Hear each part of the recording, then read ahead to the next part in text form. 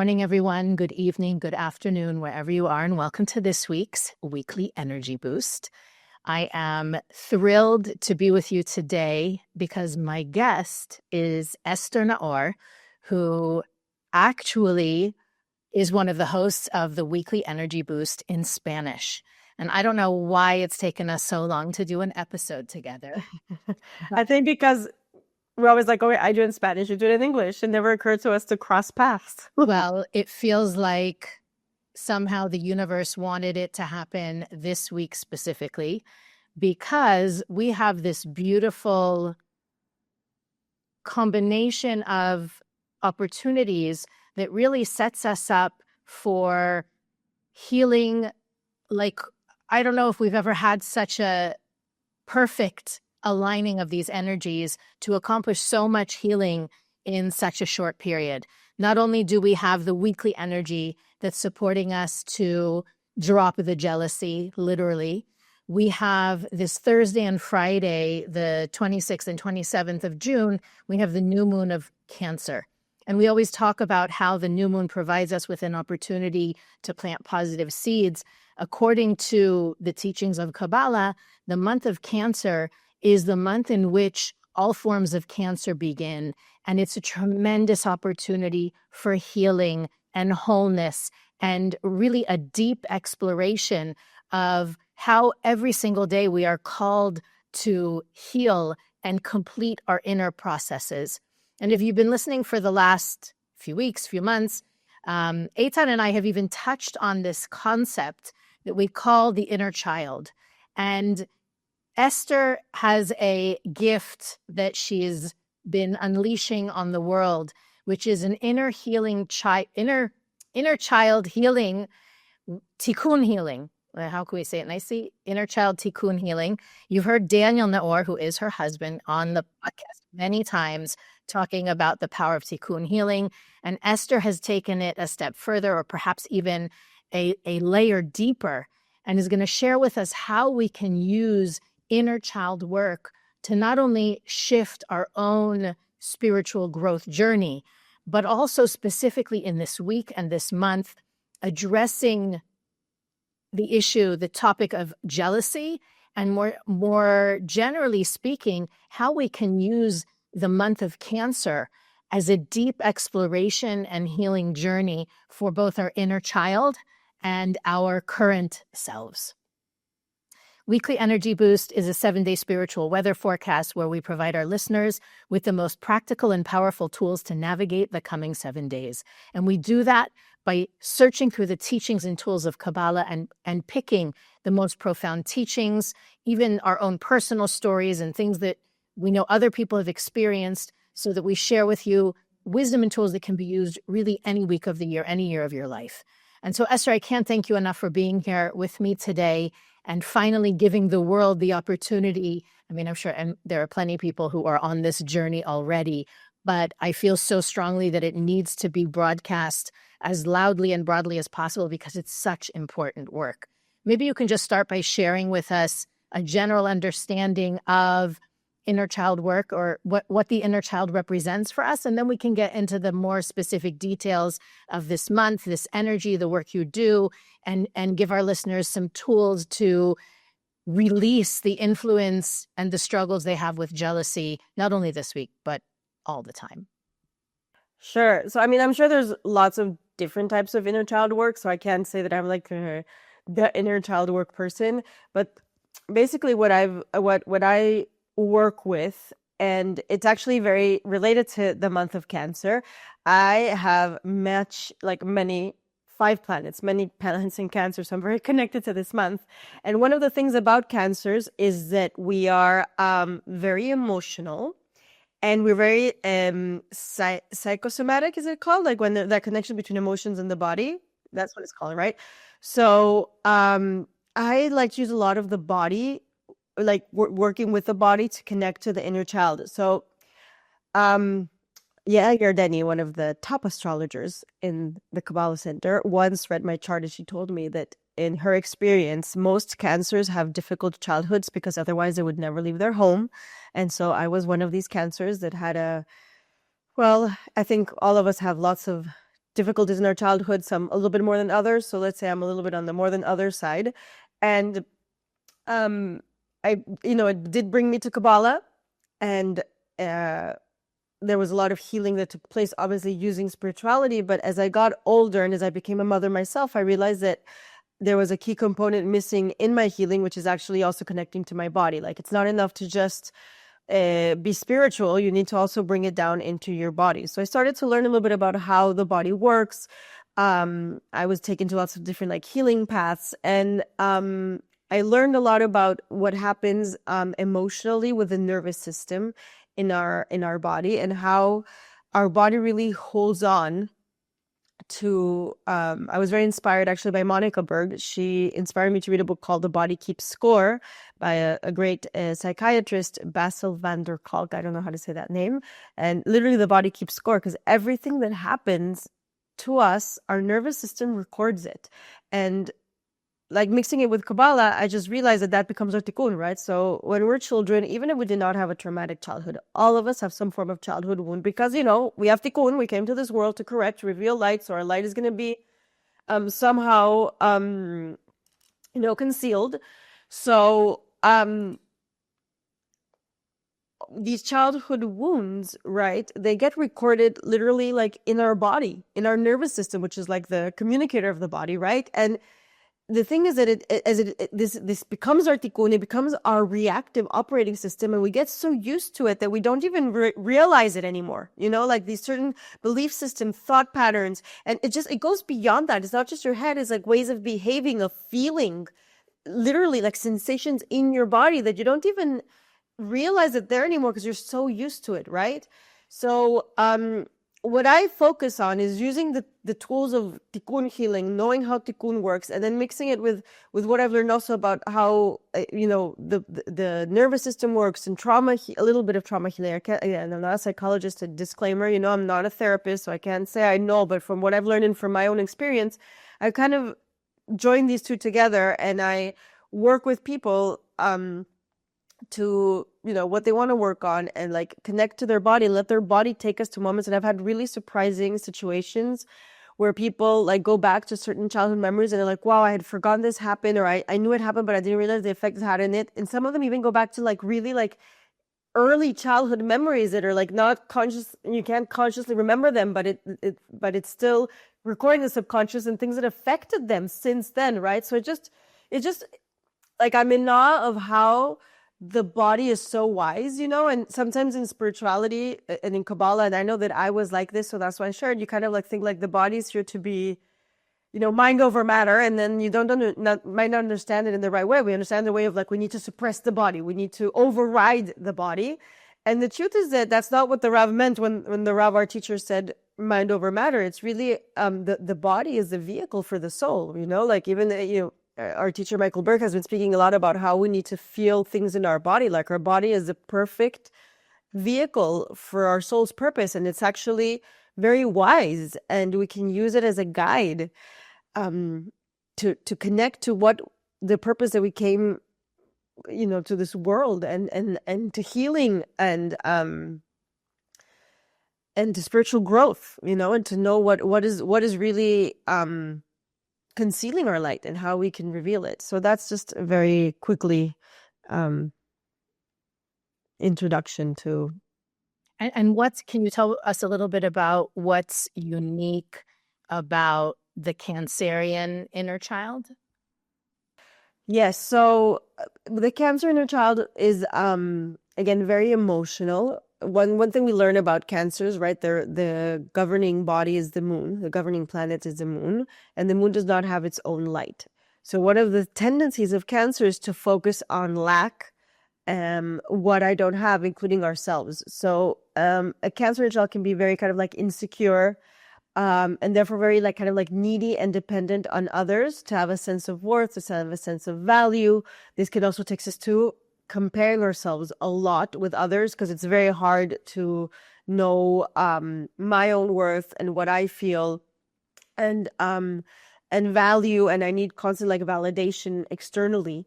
So this can also take us to comparison, which can take us to envy others, because again, we're always seeing, and I know it happens to me a lot.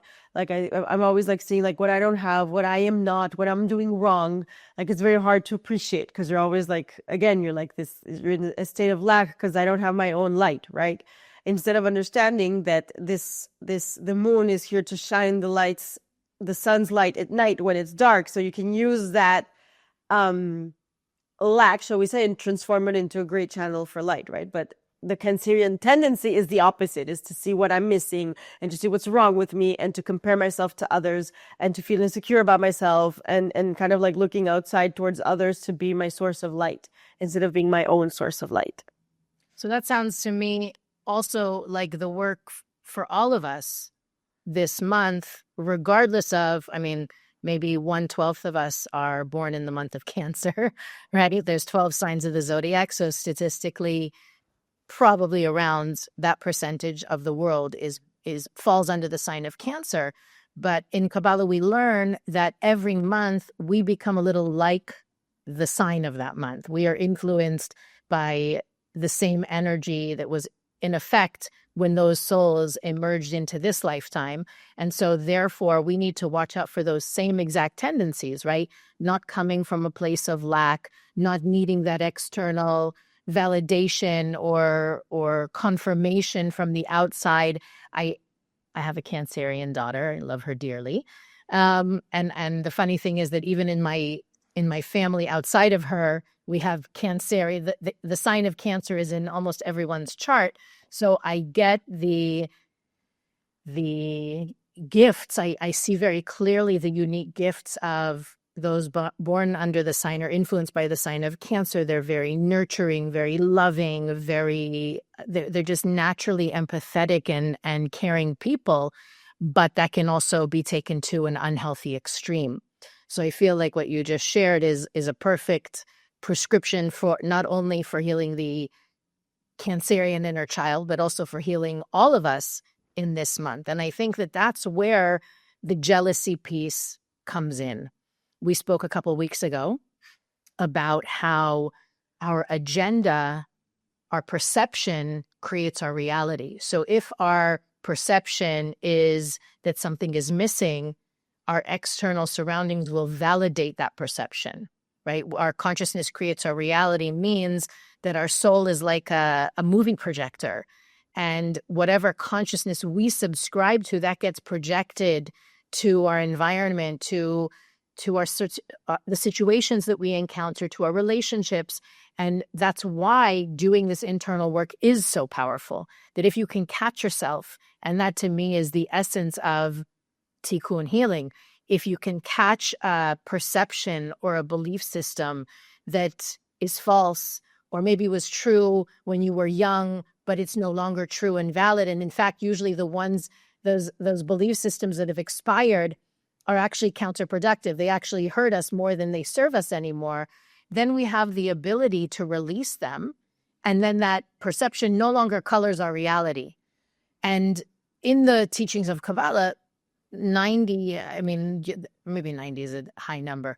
Maybe 75% of the work is internal, and the other 25% is using tools that help us strengthen the internal, right? So the funny thing is, and I share this all the time in classes, nobody can tell when, if you're working on transforming your perception of something, that's not a process that's visible from the outside until it results in a shift in you. So you can't tell, if I'm smiling at you, you can't tell if I'm raging inside or if I'm wishing you peace and blessings. And for me, the idea of jealousy is I reject what the universe feels is right for me right now. I would like another reality. And by rejecting the universe's reality, I require, I would call it a more bumpy road to reach what's the blessings that are genuinely mine, because I'm focused on blessings that aren't necessarily for me, even though they might be beautiful and they might be, pleasant for whoever they actually belong to. And so to me, I always see this week that there is this, like comparison bug that people get. Why am I not there yet? Why am I this? I thought I would be X, Y, and Z by this age. Why are my siblings or my cousins or my coworkers or my neighbors achieving what I want to achieve? What's wrong with me? And looking at that comparison mindset really sets us up, like your words of like lack mindset, right? When you're comparing your progress to anybody else, it's, maybe it's cliche, but it's like comparing apples to oranges. You can't really compare them. They're not meant for the same role. In that same way, when we compare ourselves to others, we're discounting lifetimes and lifetimes of work. We have no idea why they're in their seat right now and we're in this seat where we are. And at the same time, by busying ourselves with it, you think about the bandwidth that we dedicate to looking at what other people are doing and worrying about keeping up with the Joneses and all that stuff. We could be putting that bandwidth into something that will be fruitful and not detrimental. So I wonder, Esther, for you in your work with people and how you see that process of releasing jealousy or releasing that need to compete or perform relative to other people. How does that work look? Okay, well, so you mentioned something that's very interesting. This idea of I'm not enough, because that's the main lack, right? And again, I think cancers fly that flag a lot, but in my experience, we all have an area in our vida. Like I don't know somebody who thinks they're enough, to be honest. We're all, or maybe in some areas are better than others, but we all kind of feel like we're not enough. And again, that's the lack, right? So, and I love what you said about the idea of being internal versus external, because the thing is that lack does not feel comfortable at all. And again, as cancers, but it doesn't feel comfortable for anybody, but as cancers, you feel the feelings extra and you feel your body extra. So it feels even more uncomfortable. So we're like, okay, let me focus outside so that I don't have to be focused inside and feeling that pain. So many times when I do that inner child work, one of the main things is let's go inside and feel that discomfort. Let's feel that pain that you've been avoiding, because that is the inner child. It's like crying for attention. It's like, please see me, please hear me. And it's extremely uncomfortable, but that's where the healing is. So many times that's really just the first step. Well, actually, no, the first step. And this is, this is again, very Cancerian. One of the things about cancer is that we need to feel safe, and the body needs to feel safe. So one of the first things I do, like in workshops or sessions, is like help our body to feel safe. Because if not, you're definitely not going to want to go towards what's uncomfortable. And then after we're feeling safe, and then we use like the tools, and we use like Kabbalistic tools like the Zohar and breath work or whatever it is that we can do, visualization, etc. And once we feel safe, let's go towards that place of lack.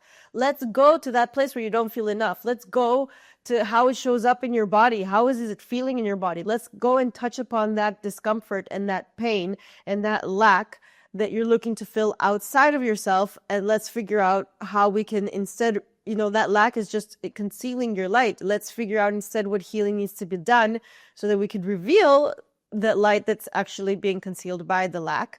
And in this whole work, it's so important to be very compassionate with ourselves, because most of the time, these belief systems and these reactive patterns of thinking, behavior, and feeling that push us to look towards the outside to fill that void and to fill that lack and to compare ourselves and etc. They're survival mechanisms. And again, they're born from a wound. And so, especially when we're kids and we really don't know how to deal with it, the only way we know how to deal with it is in these survival mechanisms that are like, let's compare ourselves. Let's look how we can fix it from the outside. Let's try to get what somebody else has. Maybe we'll feel better, right? So to connect to inner child, you need to have a lot of compassion. And that's also one of the things that I first start out any session, any workshop. It's let's make sure that let's frame it as a time to be very compassionate with ourselves. Because once you start kind of like doing this work, you realize that like, behind any form of negative or reactive behavior, there's always pain. And it's reactive. It's survival mechanism and defense mechanism against this pain, right? And we just can't judge ourselves or judge others for the pain that they're carrying, right? So the more you go inside, the more you you learn that you can't judge others, but also the more you go inside, you realize that we all have light. And when you compare yourselves to others and you envy others, you are, first of all, not seeing that they also have their own pain, and you're not taking that into consideration.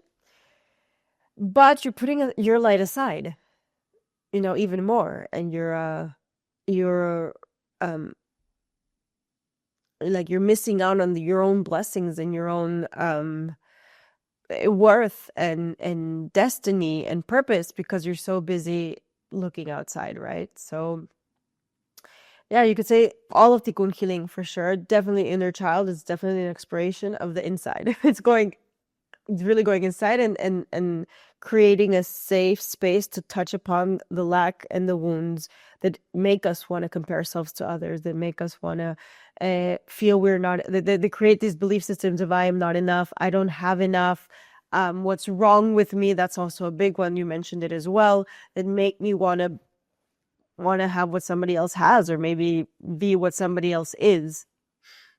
Right. If you've ever thought to yourself, what's wrong with me, or why do I keep doing that? Or you have that like angry voice inside your head that's disappointed and critical.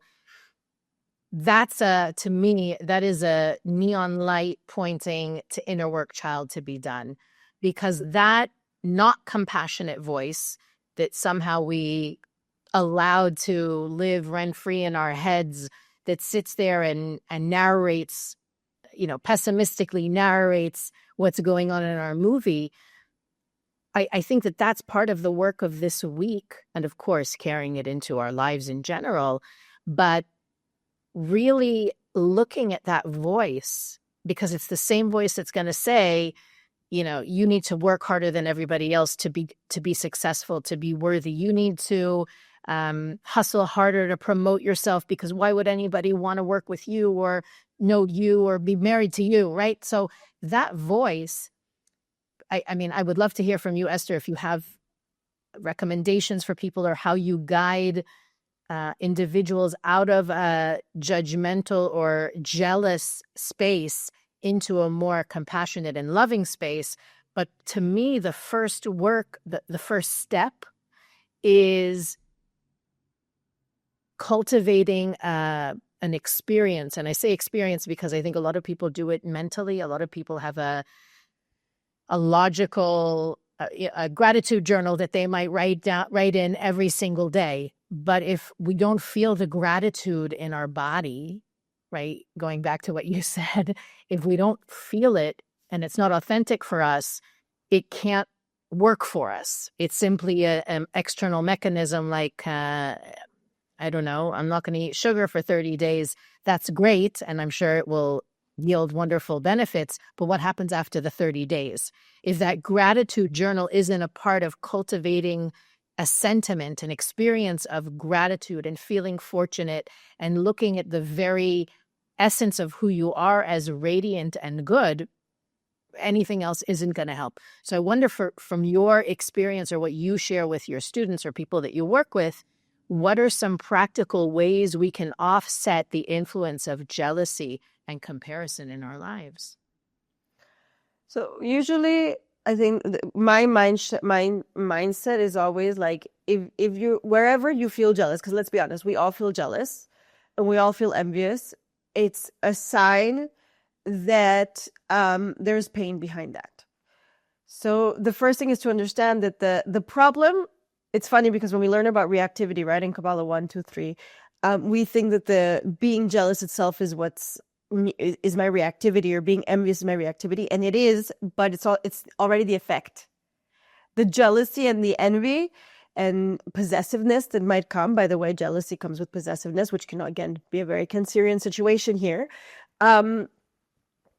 Is the effect. It's a reactive behavior, but it's the effect of that reactive belief system that's behind there.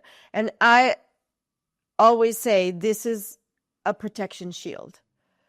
You're being envious, you're being jealous, you're being possessive, you're comparing yourself to others. It's a way of protecting yourself. So the first thing is, I would ask you, like, what are you protecting yourself from?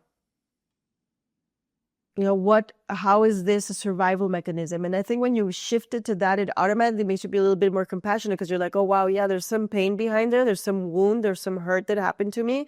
And the way that I protect myself from the pain, the way that I survived the pain, is by being jealous and judging myself and connecting to the lack instead of the abundance, and comparing myself to others. Like, I mean, I can tell you again my experience and my 5 planets in Cancer in my chart. And it's also, yes, very present in my family. Both my husband and my eldest daughter have a rising Cancer. There's so much Cancer, so much water in our household. Like, I know for myself, for example, is that one of the wounds I have as a kid, unfortunately, is that I was very disappointed by my parents often. Like, and I'm talking about disappointments like, not showing up for my school performance, or being very late, or my father saying he would do something, but it was an empty promise and then he wouldn't do it. And it just kind of like, and also hearing that from my mother, I think that she had that same experience with her parents. So it kind of like, it's like, oh, well, life is disappointing. So I don't want to believe in myself or step up into my power or whatever, or really desire something, because I'm going to be disappointed. Like, I don't want to set up to expectations because I'm going to be disappointed. So I'd rather just play it safe, play it small, and make myself small, or focus on what I don't have, and focus on my lack and what I am not, because it's somehow safer than taking the risk of appreciating, than taking the risk of saying, I am worthy, I am valuable, and let's step up there, like let's shine. Because what if I get disappointed? Or what if I disappoint somebody else? Or what if I don't meet my own expectations, right? So this is how I see that playing small and comparing myself to others, and focusing on my lack, it's a protection shield. It's a defense mechanism towards the great disappointment I felt as a kid from my own parents, okay? And then again, here comes the tikkun part, where this is not a therapy session. We're going to blame my parents for my life. It's the idea of like, okay, I did choose my parents. This is part of the way I'm coming to reveal light, is by overcoming this belief system, right? So it's not like it's not about now I'm going to like, it's not a blaming my parents and dumping on them. It's just understanding where it comes from. And then again, there's a lot more compassion when I realize, yeah, you know what, as a kid, I was very disappointed constantly, and that made me feel very unsafe. So of course I feel the way I feel now. And just kind of like that understanding automatically, for me at least, it brings more compassion. And then from that compassionate place, I can start, okay, well, how do we heal this? How can I work on being okay with being disappointed? Right? How could I work with being okay and feeling safe, stepping up and taking certain risks, and appreciating, and not like protecting myself with lack and low self-esteem, and being okay with the fact that doing that, yes, it might disappoint, but it's not the end of the world. Like, I'm not that little kid that needed that, that couldn't handle disappointment, or that wasn't taught to deal with disappointment. I don't know, am I making sense, Alicia? Did I answer your question, or did I just go around? Absolutely. And you brought up a really important distinction that I'm glad it's out there now, because in Kabbalah, we don't assign responsibility on who we are to our upbringing and to our childhood. We know that, as you said, the soul, before coming down to the physical reality, the tikkun is established. It's not a product of astrology and my childhood. It is what determines my astrology makeup, my childhood, my parents, the way that they raise me. So that, to me, that's the most empowering one of the most empowering teachings in Kabbalah, because it means that I volunteered for this. This is perfect for the healing that I need to go through, and it's perfect for the light that I am meant to shine through my healing. And that's why I chose parents who would create this environment, so that I could have a conscious programming of jealousy or whatever it is, and then as an adult go on to heal it. So, and specifically with this one, it's that we could pick any other topic, right? But and I hope this doesn't sound too religious, but I always think about jealousy as, for whatever reason, the light of the Creator put jealousy up there with not murdering, not stealing, not like it's in the top 10 do's and don'ts from the light of the creator. You should not want what your neighbor has, not because that's not nice. Be a nice person, don't be a bad person, but because of the collateral damage it does on our own connection to the light of the creator. It's essentially saying, I want all these amazing things and I want to be influential and inspiring for people and I want to do great things in the world, but God, over here, you messed up. I'm supposed to have that package, not this package. And so on one hand, we're trying to work with the universe and work with the creator and draw greater fulfillment and positivity. And at the same time, we're telling that system that we're asking from, you made a mistake, or this doesn't work, or here's a glitch, that needs to be worked out. I'm supposed to have that situation or that person or that job or whatever it is. And when we talk about revealing more light in our lives, alignment is such a key thing, right? Alignment is such being aligned with our soul, with the light, with positivity is really the starting point to even be able to be more compassionate with myself, more forgiving, more understanding, more empathetic. And so this whole conversation goes back to something that we repeat week after week after week. Do you really feel, objectively speaking, that you're not where you're supposed to be? You don't have what you're supposed to have. And how does that criticism of the divine plan interfere with your alignment, with your expressing the light within you? And finding that, why we share things like, we choose our parents and we choose our astrology sign, it's to better understand it's not a glitch. It's not a mistake. It's not an accident. That package is not meant to be yours. The way you're in the right place at the right time with exactly what you need is because that's where you are right now. And you're completely able to shift it and transform it, not from a place of lack, but from a place of, I have everything. I am exactly where I'm meant to be.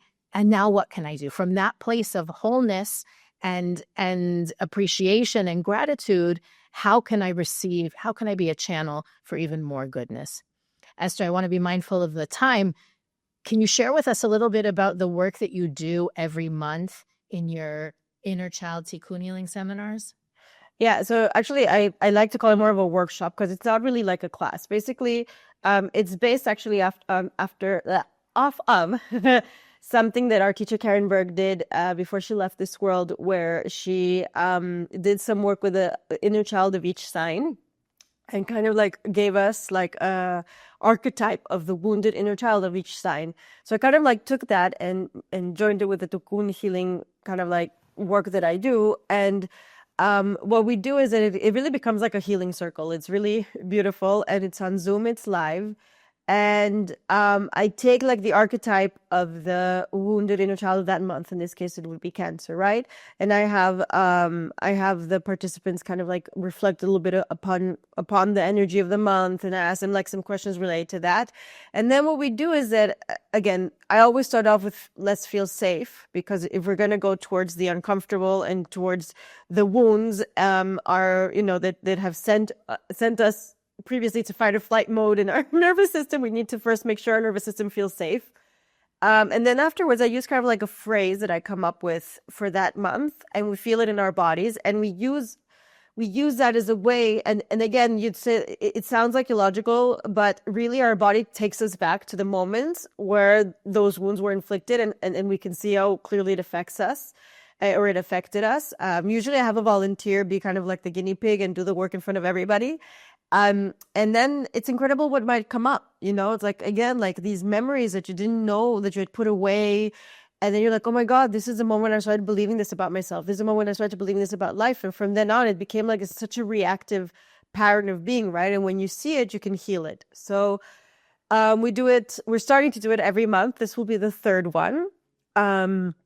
It's this Thursday, the 26th at 5 p.m. Pacific, 8 p.m. Eastern, and it's live. It's on Zoom, and then basically I walk you through it. I mean, also depending on what answers you give me. So I'm like, okay, let's feel this in your body. I mean, I'm not going to do the whole thing here, but I have them connect to their body, and then they start saying, well, this is what I feel. This is where it takes me. So I said, okay, let's connect to the inner child in that moment. So say like, it creates this sensation in my body, and when I connect to my body, it takes me back to when I was 3 years old.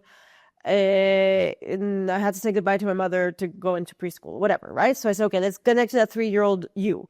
Let's talk to that 3-year-old you. What does it want to say? What is it holding on to still? And we just kind of like do that work. And I base it a lot on what the people are answering regarding. So it's kind of like, Interactive. it's interactive. It's not exactly personal. I do have personal tikkun healing sessions focused on the inner child, kind of like when my husband has tikkun healing sessions. So I also do it that way, but I focus a lot on this, while he might focus more on more like the systemic healing, which is also very powerful and useful. And I mean, Okay. mhm. If you're listening and this sounds interesting to you, you can join Esther's Month of Cancer session, live interactive Zoom session this Thursday, June 26th at 5. If you don't want to do it in a group, or you're interested in having a more personalized experience, Esther also does that work one-on-one individually. And we will put the links so you can learn more about both of those opportunities in this week's show notes, as well as on the homepage at weeklyenergyboost.com. Esther, any final words for our friends this week as they navigate the terrain? What I always like people to take away from whenever I do anything related to the inner child is, first of all, it's the beginning of a journey. So it's not like we're going to heal the inner child in like a one session type of thing or one conversation type of thing. But what I hope that this leaves everybody with is, first, a more compassionate view of ourselves, because we understand that most of our reactivity is born of a need to survive and to defend ourselves against some sort of pain we went through. And be like, you know what, I'm this way, but I'm this way for a reason. And again, it's not to blame my parents or my childhood but just to understand that there's, it's not that I'm crazy. It is my tikkun, but I'm not crazy, or there's nothing wrong with me. It's just a natural response to what I lived through. But the good thing is that once I see it, I can heal it. And the healing is a revealing of light itself. So I hope it helps everybody to be more compassionate with themselves, and also more curious. I think that's the thing, like more curious about, as you said, going inside versus outside, and being like, wow, if I feel this way, wait, why do I feel this way? Not just say, oh, I'm being reactive, which we can do in the Kabbalah Centre, right? Like, wait, why am I feeling this way? What's behind this reactive behavior? So if I tend to be jealous and I tend to compare myself to others, what's behind that? How does this serve me? When did I start being this way? When did I learn to be this way? Where is this rooted? And just kind of like focus on going more towards the inside, and just being more curious about what we're feeling, and even our bodily sensations. Like my belly hurts when whenever I need to talk in public, right? Which, like, okay, but what is my belly saying? There's a reason why my belly hurts, right? Or if I even like anxiety, right? I suffer from anxiety, or whatever you want to call it. Suffer. It's a tikkun with anxiety, and it's like it there's a point where it's like a physical thing. It's not like in my head I'm stressed. Like my it's a physical reaction. So okay, so body, what are you trying to tell me when you send me this anxious, sensations? There is a message behind it. What is that message? What is needing to be healed? What light do you want to reveal that you're calling the attention to it by these physical sensations or emotional sensations or thought patterns or behavior or, emotions, feelings? I said that already, right? So I think these are the two things that I would really encourage people is compassion and curiosity. I'm so excited for our listeners who are ready to take this step to begin this journey of, and I'm sure everyone who's listening, the reason you're listening is because you're on a journey of transformation already, but to be able to implement and incorporate this approach, which to me, when I heard about it, was very new and very, very powerful to see it from that lens, as that, younger version of me still needing to defend or protect itself, and how I can hug that inner little me and no longer need those patterns and behaviors. I mean, I'm a bit oversimplifying it a little bit, but the process of embracing that little me is profoundly transformational. And Esther, I can't thank you enough for being here with me. Thank you for having me. And also catch my podcast in Spanish if you speak Spanish or know someone who speaks Spanish. Yes, well, we'll include that in the show notes as well. And as always, Weekly Energy Boost is available on all podcast platforms, YouTube, Facebook, and Instagram. You can follow us on all those platforms for additional content on living what we share in every week's episode. You can also go to weeklyenergyboost.com to learn more about Esther and her work, as well as all the other things we think are important for our listeners to know about. You can search our archive, send us a message, and of course, donate. Click the donate button there to support our podcast. But as always, imagine if this week another 50 or 100,000 people hear this knowledge and are awakened to do their inner child work. How much more peace and tranquility and love and compassion there will be in the world, so much more light. So share this episode, and we'll see you next time on the Weekly Energy Boost.